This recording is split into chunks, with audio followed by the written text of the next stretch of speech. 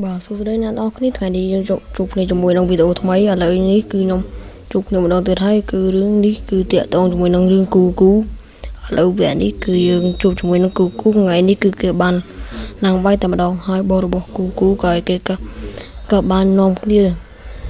និយាយត្រេកអរទៅលើគេផងដែរថាគូថ្ងៃនេះប្រហែលជាឈ្នះហើយពួកហើយអ្នកប្រកាសក៏បានប្រកាសឡើងមកថាក្តែងថាឲ្យឡើងមកភ្លាមមកហើយគូ3មីនេះគឺបានត្រូវគេប៉ាំងពលឹងបាត់ហើយដោយសារតែខ្ញុំនិយាយមិនទាន់ហើយគូសក់អមបៃតងនេះក៏គេមិនអន់ដែរគឺជាមនុស្សខ្លាំងម្នាក់ដែរហើយគេក៏បានឃើញថាលើកនេះគឺវាយមកឈ្នះគូទេឥឡូវគឺគេនិយាយថាខ្ញុំពិតជាខ្លាំងអស្ចារ្យរឿងនេះកាលពីក្មេងពួកយើងធ្លាប់មើលហើយគឺអាចនិយាយខ្លួនឯងបានហើយគូបានរងជាប់ទាំងអស់តែម្ដងគឺយើងណាខ្លះបានជួបភាពមួយនេះហើយថាគូរ៉ាខាន់បានដួលមួយទៅហើយអ្នកប្រកាសក៏ហៅអ្នកបន្តឡើងមកទៀតគឺថាគេក៏បានហៅគ្នាមកថែមទៀតហើយលើកនេះគឺគេបានជួបគ្នាហើយគេក៏និយាយថាគេមិនចង់ឈ្នះគូទេហើយអ្នកប្រកួតក៏បានហៅប៉ះចំគូសក់ពណ៌បៃតងទៀតហើយពួកគេក៏បានឡើងប្រកួតហើយ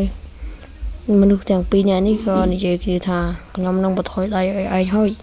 ព្រោះឯងជាមនុស្សអន់ជាងខ្ញុំហើយពេលនោះគេក៏បាននាំគ្នាប្រកួតវាយគ្នាហើយមនុស្សជាច្រើនក៏បាននាំគ្នានិយាយគូបៃតងប្រកួតជាឈ្នះហើយដោយសារតែខ្លួនរបស់គេគឺមានកម្លាំងខ្លាំងជាង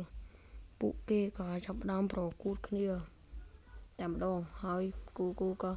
និយាយថាគឺខ្ញុំចង់ឈ្នះខ្លួនរបស់ឯងទាំងពិតតែម្ដងហើយបងរបស់គូក៏ស្រែកពីចម្ងាយថាអញត្រូវតែឈ្នះហើយគេក៏បានការប្រយុទ្ធក៏បានចាប់ដើមហើយប្រកួតលើកនេះគឺបានល្អជាងមុនឆ្ងាយណាស់ពួកគេបានប្រកួតយ៉ាងស៊ីសាច់ហត់ឈាមហើយពួកគេក៏នោះគ្នារត់ឡើងទៅលើហើយគូបានដាក់មកដៃគូមនុស្សក៏ធីឡផតលឿនតែម្ដងពួកគេក៏ជួបគ្នានៅកន្លែងដែលសាហាវម្នាក់ហើយគេក៏